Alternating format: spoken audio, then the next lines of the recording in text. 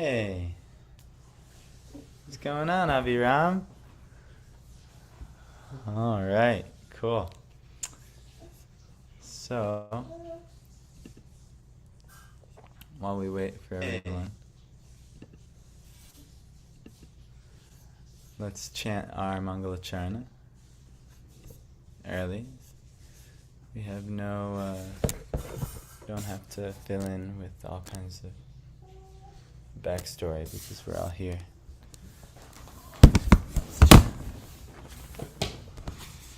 Prayers to our lineage and gurus up to this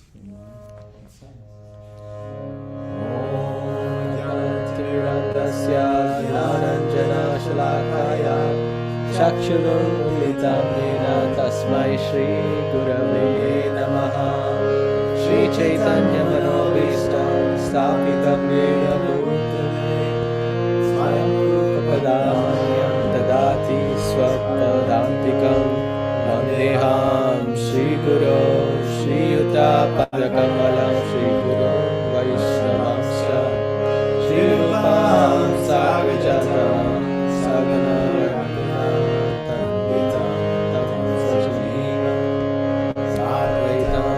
Savadutam Parijana Saitam Krishna Chaitanya Deva Shri Radha Krishna Padam Sagana Lalita Shri Vishakam He Krishna Karasino Dina Bandha Janakpate Gopesha Gopika Kanta Radha Kanta Namostute Tapta Kanchana Gaurangi Radhe Vrindavaneshwari Vrishabhani Sute Devi Pranamami Harine Manchakalpataruyasya Kripa Sindhubhyaiva cha Patitanam Pavanebhyo Vaishnavebhyo Namo Namaha Jai Shri Krishna Chaitanya Prabhu Nityananda Shri Advaita Gadadhara Shivasadi Gaura Bhaktavinda Hare Krishna Krishna Krishna Hare Hare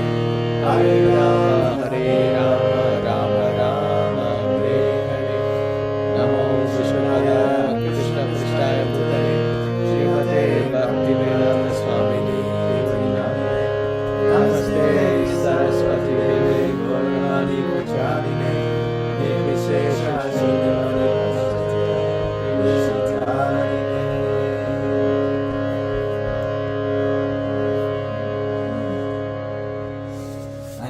that would come somehow. We just had to mention to you service to Tulsi and that you would be inspired from the heart. Yes. So, very good. That's very pleasing. There's 4 on each one. The gooseneck ones, and you can change. There's timer. I'm very happy. That'll be perfect. And we even have more Tulsis are growing in the pot of our big Tulsi. There's like maybe because he let the manjaris go up to seed. There's maybe 10 in there. So I don't know. I'm gonna leave him for the winter. We have, and that other pot also has many. Yes. The one you gave me, I can see there's a lot of little ones. Yeah. Whoever planted or whatever. Yeah. So we may have. I'm not sure what to do though. Yeah, we'll just see what can happen. If they stay, they stay, and if they go, then what can be done.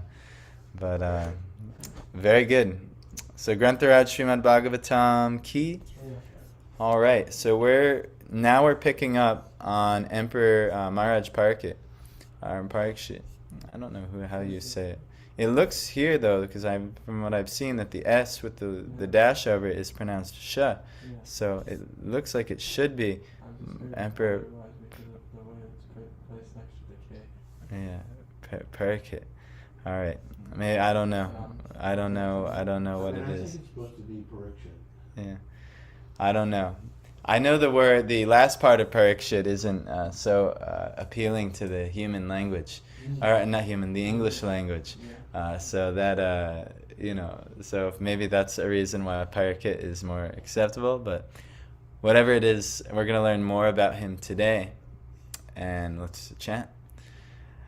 Sa uttarasya tanayam Upayema iravatim Janame Jayadings Chatura Janame Jayadings Chaturas Tasyam Utpadayat Sutan Yam Utpadaya Sutan Saha He Uttarasya of King Uttara Tanayam, daughter Upayeme, married Iravati Janame Jayadin, headed by Maharaj Janmejai. Chatura, 4, Tasyam, in her, Utpadayat, begot, Sutan, sons. King Parikshit married the daughter of King Uttara and begot 4 sons, headed by Maharaj Janmejai. Purport. Maharaj Uttara was the son of Virata and the maternal uncle of Maharaj Parikshit. Iravati, being the daughter of Maharaj Uttara, was the cousin sister of Maharaj Parikshit, but cousin brothers and sisters were allowed to get married if they did not belong to the same gotra or family. So there's a there's a way to properly marry your cousins in the Vedic tradition. Krishna did it. Everyone is doing. In our culture, it's like a huge taboo. You don't marry your cousins ever. But in Indian culture, Vedic culture, there is a way where on the mother's side, right? It's mother's side. Yeah, father's sister's daughter can be married Okay. like it's like father's sister's daughter, something, or mother's brother's daughter. So it's Okay. So there's a proper way to that to- in South India, I would say, not in North India. It's, I think Guru Maharaj was saying something on this actually, but I didn't remember. Yeah, so there is a proper way to marry, and there's an unacceptable cousin marriage, and then there's an acceptable cousin marriage. I'm not an expert on this, and I myself did not marry my cousin, so even though sometimes people say that we look like brother and sister or something like that, or cousin, but we're not, as far as I know. But anyhow. Anyhow, this is a bona fide system, and Krishna and Arjuna also did it. So it's so Maharaj Parikshit as well. Actually, you still see today there's these royal bloodlines in Britain and throughout Europe that still they marry into their families like this. It's not as because it's taboo now. They kind of like hide that, but it's still happening actually, and even the royal families today, there is great benefit to doing that. At least they feel, maybe to preserve some type of superior genetics, or what they feel is a superior genetics, or who knows what the full reasons are. But also in the Vedic times they did. So anyway, we'll learn a little bit about Janmejai. Janmejai, one of the Rajarishi kings and the famous son of Maharaj Parikshit. His mother's name was Iravati, or according to some, Madravati. Maharaj Janmejai begot 2 sons of the names Jatanika and Shankukarna. He celebrated several sacrifices in the Kurukshetra pilgrimage site, and he had 3 younger brothers named Shrutasena, Ugrasena, and Bhimasena the second. He invaded Takshala, Ajanta, and he decided to revenge the unlawful curse upon his great father Maharaj Parikshit. He performed a great sacrifice called Sarpa Yagya to kill the race of serpents, including the Takshaka, which had bitten his father to death. On request from many influential demigods and sages, he had to change his decision to kill the race of snakes, but despite stopping the sacrifice, he satisfied everyone concerned in the sacrifice by rewarding them properly. So, for kings, especially in the Dwapar Yuga, and even in transitioning into Kali, they would do yagya sacrifices. Even now, we actually just practically saw one earlier. You didn't get to live attend, but the initiation ceremony is a type of yagya.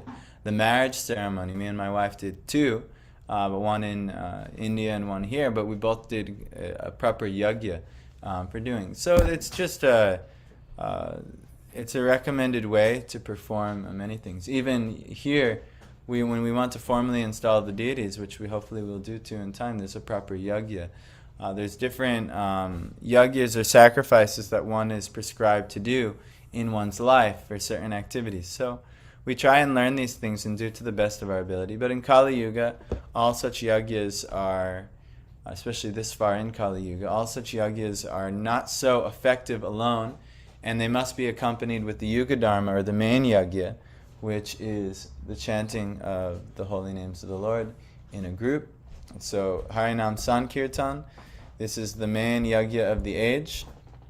And all other yagyas, including our own japa practices, our own personal practices, should be accompanied and enhanced by Sankirtan, which is why we have Sankirtan programs here. Our main thing is to get together in Sankirtan every day.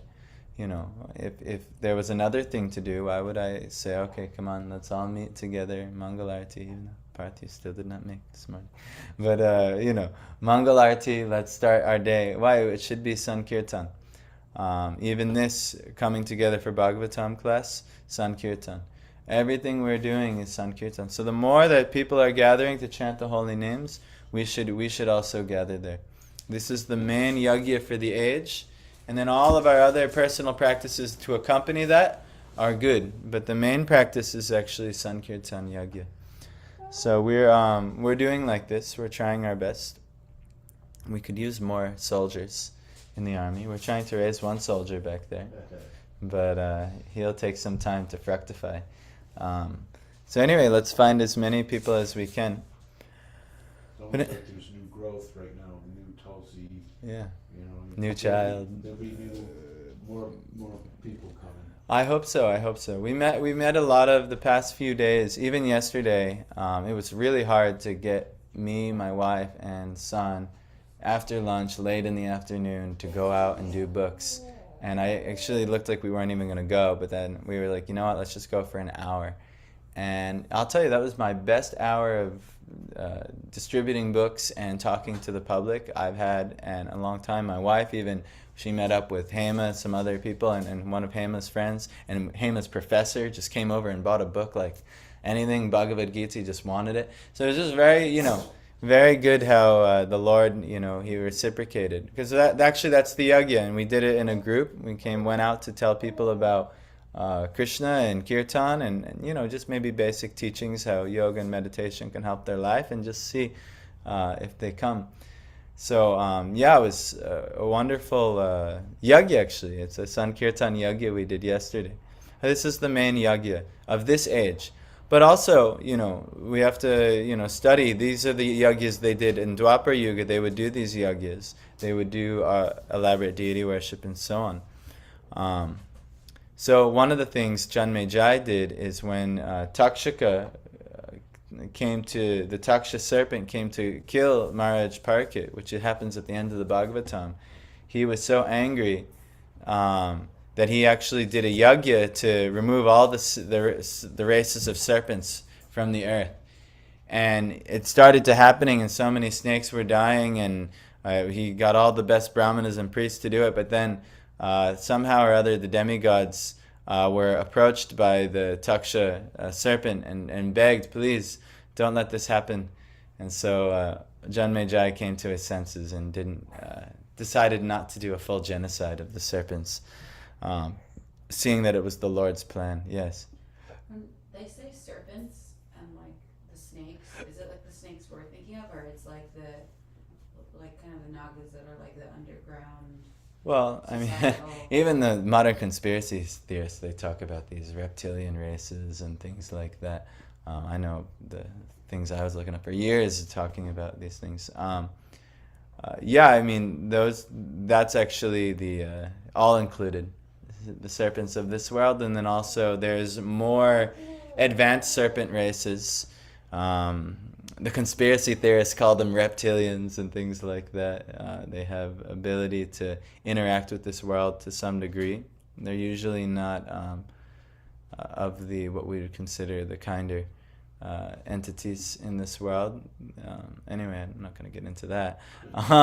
But anyway, they're mentioned in the Vedas, and they're an underground race that they actually light the places with their jewels. They have certain levels of jewel technology to enhance the light in the underground places.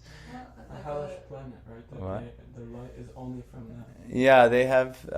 There's like tiers of hellish planets, and they have, or lower planetary systems, and they have jurisdiction over one of the first tiers below ours. I don't know too much other than that, but yeah, the race of serpents mentioned here is them. Well, I was wondering But because it said that they approached the demigods, so that's why I was. yeah, I mean they have great technology actually, and but they're they're given a lower place. Actually, their places have greater sense gratification than we have here, but because they're farther away, the human birth is actually the most valuable birth. Even the demigods pray to take our birth because we actually have the ability, because of the very unique situation of a human being, that it can actually be liberated. Because the demigods, it's very difficult, almost impossible for them to be liberated because there's so much material opulence there. It's so intoxicating that you almost can't be extricated from it. You're bound to it. And similarly, the lower planets is also very difficult because on another side there's so much either material suffering or also material sense gratification, maybe on a more base level, available, that it's very difficult. But here in the human realm, we have a mixture of sense gratification options, but also the appropriate suffering that we can actually position ourselves to try to understand what is the purpose of life and actually be extricated. So the human, it said the demigods line up to take human birth, actually. Can you only go back home from middle planet anyway? Isn't that? I mean, Krishna can do anything. Anybody, can. In general, yes. From our position as the human being, we're in the prime position to potentially receive liberation from this material world. But no other. Lord Brahma goes back, no? Yeah, eventually, but after he has trillions of years to go, whereas we might go back far before the Lord Brahma of this universe, because we have actually a better opportunity, because we found bhakti in the human form of life. The human form of life itself is quite base if there's no bhakti involved. But because bhakti has become involved in some fortunate human beings, it's the best opportunity to be extricated from the material world. It's polished animal life, otherwise. What's that? Polished animal life. Yeah, otherwise it's polished animal life, and what will end up happening, it will revert to actual animal life due to one's base desires. So if eating, sleeping, mating, and defending are the prime sources of effort going into your life, then animal life will eventually be back for you, because that's what they do. They eat, they sleep, they mate, and they defend. But for those who have built some sukriti and have done some piety towards the Vaishnavas, devotees in the Lord, they have the opportunity for bhakti to appear. And if bhakti does appear through the blessings of a devotee of the Lord, then you actually are in the most fortunate of all situations. Actually, we're all in this most fortunate situation. We're trying to create the good fortune of all others. We're going out and trying to talk to people and so on. So, yeah, I mean, there's a really good opportunity here. But at the same time, there's many different races. A human being is the most fortunate race of beings, but who is actually utilizing the great benediction of human life. Otherwise, it's just polished animal life, and eventually you'll just go back to animal life to the baseness of the desires. So anyhow, he tried to eliminate the serpent races for their taking of Maharaj Parikit, who was considered innocent by Janmejai, and he was innocent. But in the ceremony, Mahamuni Vyasadeva also was present. So everyone, actually, he said he satisfied everyone concerned in the sacrifice by rewarding them properly. In the ceremony, Mahamuni Vyasadeva was also present, and he personally narrated the history of the battle of Kurukshetra before the king. Later on, by the order of Vyasadeva, his disciple Vaishampayana narrated before the king the subject matter of Mahabharata. He was much affected by his great father's untimely death and was very anxious to see him again, and he expressed his desire before the great sage Vyasadeva. Vyasadeva also fulfilled his desire. His father was present before him, and he worshipped both his father and Vyasadeva with great respect and pomp. Being fully satisfied, he most munificently gave charities to the Brahmins present at the sacrifice. So it appears here that after Maharaj Parikshit had left the world, Vyas fulfilled his desire of being able to revive him, that Maharaj Parikshit was temporarily revived and present before him, and he was able to offer him proper worship. So this is actually an interesting part of that sacrifice that happens after the Bhagavatam is over. After Emperor Parikshit, he leaves this world. So, let's talk a little bit more about sacrifice. Ajaharasva medhang strin Gangayang buddhi dakshinan Sharadvatang gurung kritva Deva yatrakshi gocharaha. Ajahara performed Ashvamedhan, horse sacrifices. Trin, 3. Gangayam, the bank of the Ganges. Buri, sufficiently. Dakshinan, rewards. Sharadvatam, unto Kripacharya. Gurum, spiritual master. Kritva, having selected. Deva, the demigods. Yatra, wherein. Akshi, eyes. Gocharaha, within the purview. Maharaj Parikshit, after having selected Kripacharya for guidance as a spiritual master, performed 3 horse sacrifices on the banks of the Ganges.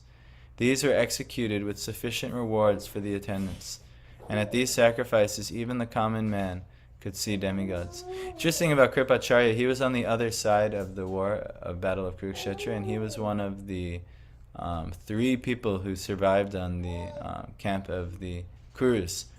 And many people might hold a great grudge, but he did not, and neither did the Pandavas, and he ultimately accepted him as his guru or his spiritual master, and was greatly benefited by him. But this is rare and only possible with the uncommon qualities that Kripacharya had for being able to let go of any grudge, Maharaj Parikshit had for letting go of any grudge, and the Pandavas. So, and at these sacrifices, even the common man could see demigods. So these actually were some of the interesting parts of these sacrifices, that they were so elaborate and attractive and beneficial. And part of the sacrifices is that the demigods were offered rewards, and the demigods would actually come and offer the rewards. So this was well-known science. Now it's a practically lost science. Some people still do certain forms of demigod worship. You may have heard in the science community, you may have heard of this, Large Hadron Collider, this thing that CERN is doing. Well, CERN, one of their main things they have at CERN is they have a big, like the wheel of Shiva dancing, and they worship Shiva, actually. And there's even some undercover videos of people worshipping this giant Shiva at the CERN headquarters.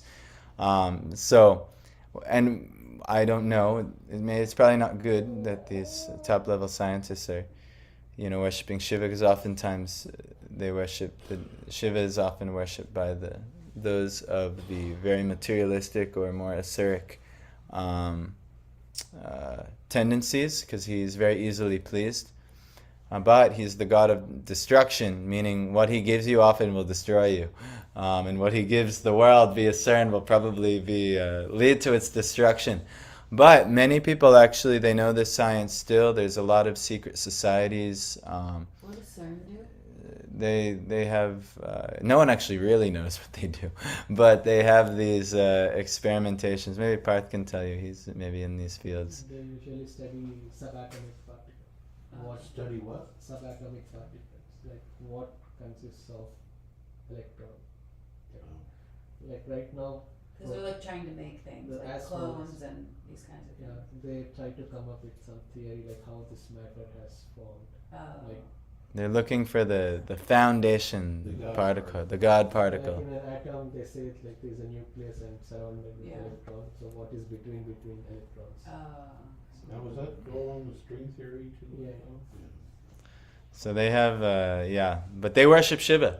And you could look it up. It's proof that they have been caught worshiping Shiva. Well, that shows some intelligence. Yeah, yeah. actually. It is intelligent, but for the whole world, for whatever reason, the rulership of this world is not interested in people understanding these sciences, and kind of chalks it all up as mythology or things of legends to the common people, because basically they don't want the common people to tap into any of these things. But the people of old knew all these sciences. Even Hitler. Yeah, you know. yeah. Hitler was into esoteric things. He was studying the Vedas. Swastika. The itself. Yeah, it's a good luck Why they do victory like symbol. idol worship so much. Yeah, Like the Christian church. there's so much under the scenes that are there. But those who are privy to this knowledge, like say those who understand the Bhagavatam, this is just common understanding in the Vedic culture. But now it's considered esoteric, hidden. Only secret societies do this. Many, there's a lot of things. You would be shocked about how the people in governments, what type of secret societies they're part of.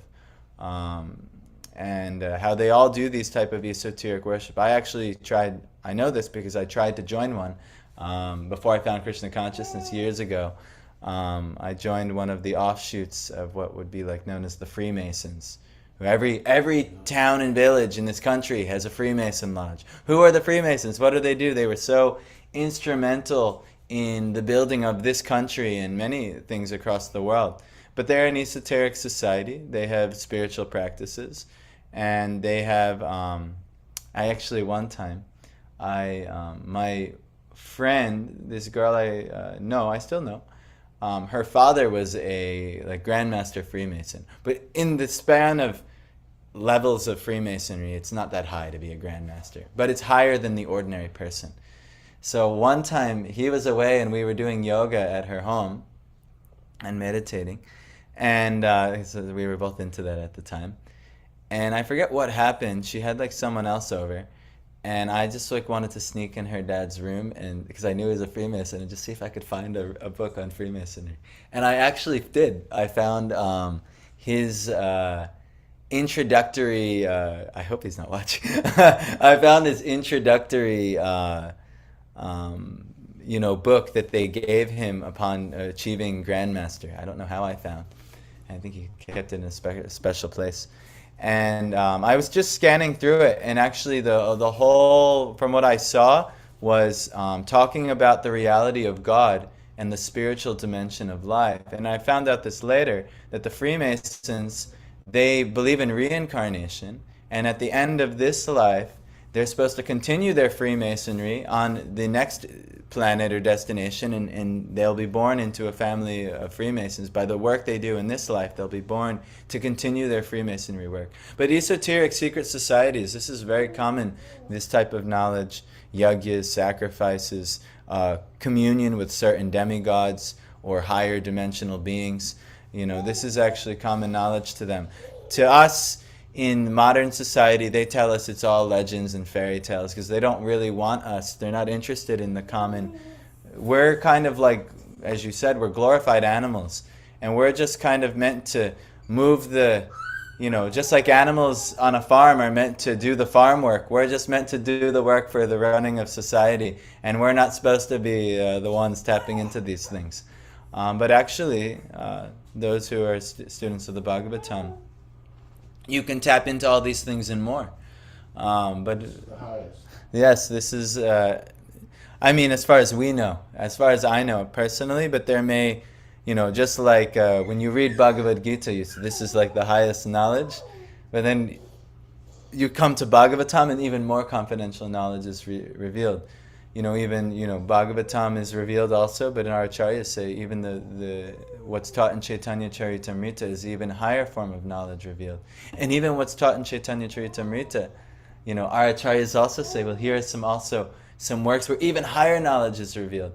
So this is, from our position, the Bhagavatam is the great knowledge that our acharyas wanted to reveal to the world, which was a revelation to them.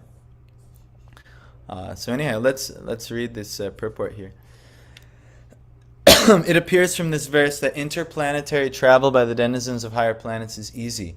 In many statements in Bhagavatam, we have observed that the demigods from heaven used to visit this earth to attend sacrifices performed by influential kings and emperors. Herein also we find that during the time of the horse sacrifice ceremony of Maharaj Parikshit, the demigods from other planets were visible even to the common man due to the sacrificial ceremony. The demigods are not generally visible to common men, as the Lord is not visible. But as the Lord by His causeless mercy descends to be visible to the common man, similarly the demigods also become visible to the common man by their own grace. So we can't, with our current senses, we can't actually pick up on these finer, more subtle energies that the demigods, the realms that they exist on. But actually, if they want to, they can appear. Many people, there's a certain drug, I know I did this drug, but almost anyone who does this drug, they have experience with interdimensional beings. You might call them demigods. Usually actually benefic beings. Very rare anyone does this. But this was actually, it's a natural derivative of an ancient Peruvian type of spiritual ceremony they would do to connect with the spiritual realm in the Amazon. So anyway, I did this, and I actually, I personally had this experience where different dimensional beings visited me and assisted me in some spiritual growth when I did these type of things. And anyone who does these type of yagyas or connections, and even us ourselves, we're approaching certain personalities in our spiritual practices. Our acharyas actually have relationship with those personalities. It's not just like for them, it's not like a maybe thing. Well, if I do this, maybe one day Krishna. No, they've achieved it. The relationship is set, and those personalities will actually come and facilitate relationship with them. But us, we're seeing those who have mastered this craft, and even spiritual masters on this planet that walk this earth have mastered this craft and have that relationship with these divine entities. So we try to humbly approach them, and also try to have this unlocked for us. When we chant Hare Krishna, I know we may have different reason. Why am I chanting Hare Krishna? But actually what's actually happening is we're calling out to Hare and Krishna for a relationship. And if they're finding favor upon us, those personalities, the divine, the ultimate divine feminine, ultimate divine masculine, Radha and Krishna, will come and actually associate with us. Prabhupada used to say too to the devotees that whenever they had like festivals and ceremonies and even speaking, they said, invite the demigods. They will come. Yeah. Well, the demigods are, any bona fide yagya actually does invite the demigods. Any bona fide yagya is actually an invitation to the demigods. Prabhupada oftentimes would say, he would tell his disciples at an event, were you able to see Narad Muni here? And Narad Muni is the sage among the demigods. Anywhere where the Ramayana is spoken, it's said that Ram personally will come. Hanuman will personally come and hear anywhere where the Ramayana is. So these things attract the demigods actually. But they're not normally visible to the common man. But if you have to understand, a lot of people have it's a very stupid type of opinion. But they think, well, if I can't see it, it doesn't exist. I'll see it, I'll believe it when I see it. But, can you see the connections? Can you see the connections between this and the internet? Just radio waves. Yeah. It's just radio waves, just Wi-Fi, but you can't see it. You can use technology to observe these things, but ultimately we can't see it. But if you understand how limited our ability to pick up light is, It's ineffable how much light is actually there, and the small band that we can see in, we can see practically nothing. So for those who have such an opinion, it's just they have no good intelligence to understand that there's far more than meets your eyes. There's far more than meets your senses. Your senses are not perfect. Actually, on the opposite, your senses are highly imperfect, and your senses can pick up practically 0% of reality. And only the more you know, the more you realize, the less you know. It's true. But most people, unfortunately, think they know so much already and base so much on what their senses can perceive, and practically get about 0% of reality understanding. I mean, us ourselves, we also are getting 0% of reality, but we're approaching a source that claims to be, and from our understanding, is so much greater than us. That's already proven. That we, as far as we know, this is a perfect source of knowledge and can completely and fully and wholly enlighten us. But we need that because we're all coming from the position of practically having 0% empowerment to understand reality. So naturally, all you can really do from such a position is humble yourself and try and supplicate a potential power that can fully grace you from your 0% position.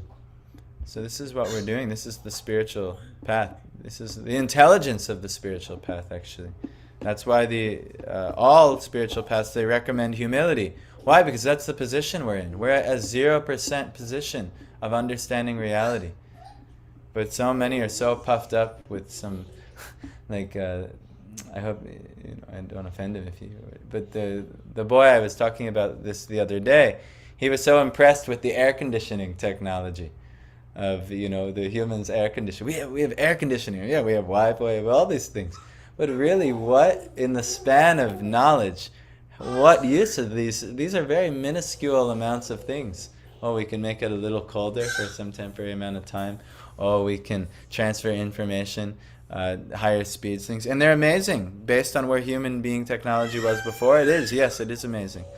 But it's really in the grand scheme of what the demigods, in the grand scheme of what God can do, it's nothing. These are trivial, insignificant things. But the demigods would come to the sacrifices.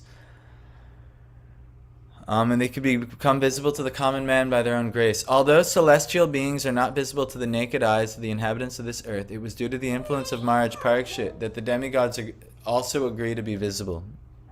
So certain personalities could supplicate the demigods and come and invite them to the sacrifices, and then those who are part of the sacrifice can actually see them. The kings used to spend lavishly during such sacrifices, as a cloud distributes rains. A cloud is nothing but another form of water, or in other words, the waters of the earth transform into clouds. Similarly, the charity made by the kings in such sacrifices are but another form of the taxes collected from the citizens. But as the rains fall down very lavishly and appear to be more than necessary, the charity made by such kings also seems to be more than what the citizen needs. Satisfied citizens will never organize agitation against the king, and thus there was no need in changing the monarchical state. Even for a king like Maharaj Parikshit, there was need of a spiritual master for guidance. Without such guidance, one cannot make progress in spiritual life. Very important. The spiritual master must be bona fide, and one who wants to have self-realization must approach and take shelter of a bona fide spiritual master to achieve real success. So again, very important part. I just was reading an essay by Bhaktivinoda Thakur on Tat Tat Karma Pravartana, mentioned in the Upadeshamrita, the Nectar of Instruction. And Tat Tat Karma Pravartana are the 64 limbs of bhakti that one should perform. The first 3 are realizing the need for having a spiritual master, surrendering unto him, and then inquiring from him. Finding a spiritual master, inquiring from him, surrendering unto him, and taking initiation, and serving the spiritual master. This is like the beginning of spiritual life. If we don't do this, we're in trouble. We're in trouble. So we must do this, and it should be in everybody's utmost purview. How can I achieve this? How can I get the ultimate blessing? By getting guidance from someone very spiritually advanced, or at least more spiritually advanced than I am. So that's the necessity. Abhiram has found his voice. Abhiram, relax over there. He's like, wait a second. With your dad. What's going on? He's gonna yap bigger than me apparently. Yeah, there it is. So one important thing. Here, you can give him to me because I'm about to end anyway. One important thing that Prabhupada's mentioning here is how taxes and money should be used. Emperor Maharaj Parikshit, he spent lavishly on these sacrifices, which ultimately are to honor the Supreme Personality of Godhead. But he collected those from the citizens, actually. The citizens, they gave... Parth, bring him here, actually. Bring him here, actually. Is he just making sounds or he's crying? No, he's making sounds. He looked like he was starting to cry. Okay, no, he's a little upset. Just bring him here to me. But this is what we should understand wealth to be. And everyone in the chain of doing sacrifices understood properly what the wealth was. But part of the wealth was distributed. Maharaj Parikshit received the wealth from the business class of people who pay a certain amount of taxes. And then what he would do to them is he would perform great sacrifices for the benefit of all people and to please the demigods and to please the Lord. And by those who doing like this, actually, come on, we're giving class right now. I'm bringing him along. Yeah. And those who do like this benefit everybody. And ultimately, Maharaj Parikshit gives all that wealth away to the Brahmins and to all of the citizens, back to the citizens. And Prabhupada compares it to like a cloud that's distributing rain.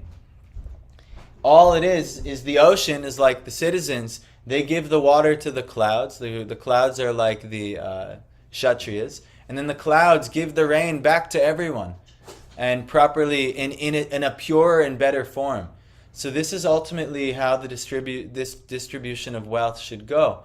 The common people should give wealth to those who know what to do with wealth. Prabhupada says in the Krishna conscious movement, the Krishna conscious persons, they can use that wealth in sacrifice unto the Supreme Lord, expanding the Sankirtan movement, and then naturally the derivatives of that in the form of prasadam and facility for worship of the Lord will be distributed back to the people, books and so many things in so many better ways in a pure, more refined form, which is exactly what the ISKCON, Krishna conscious movements and those other related Gaudiya Vaishnava movements are doing.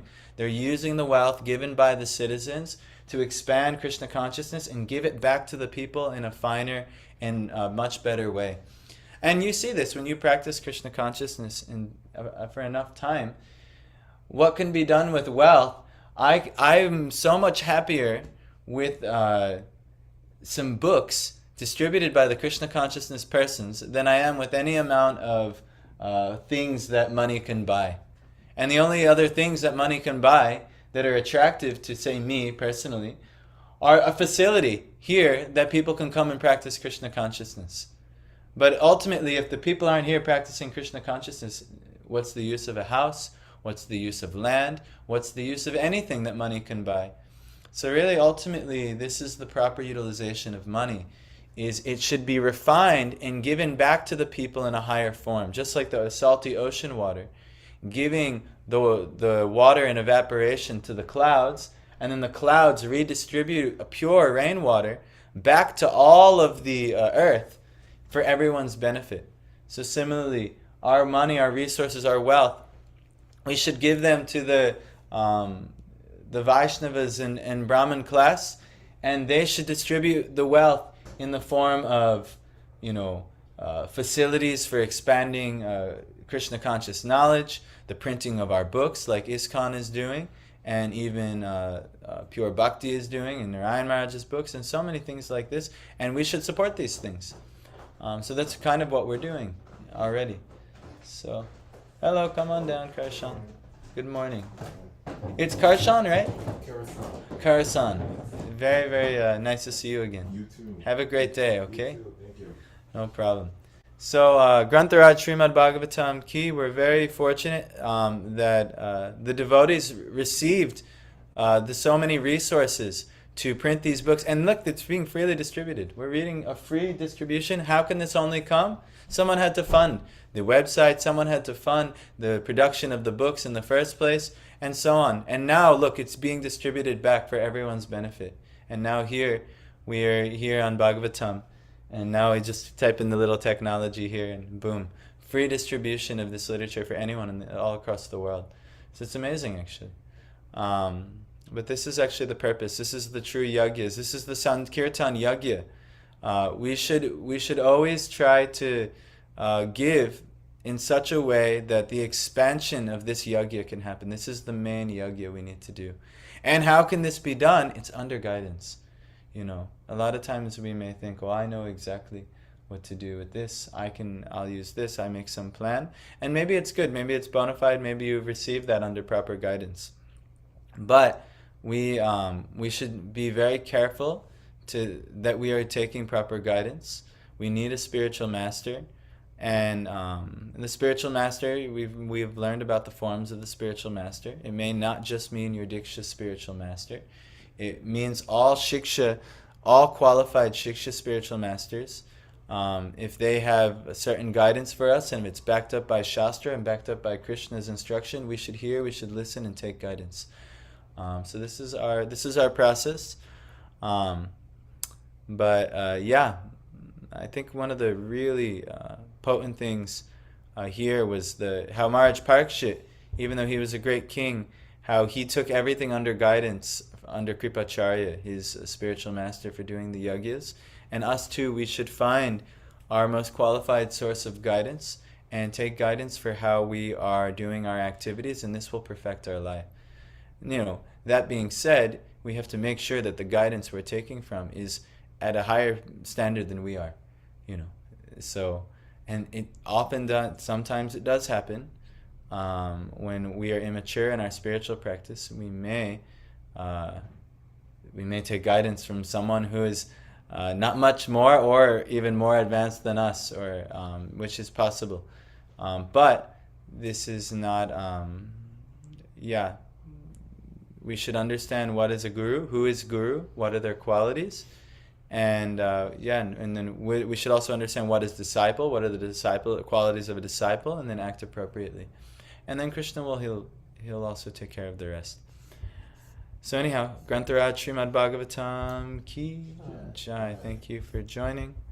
We'll take Maharaj Parikshit also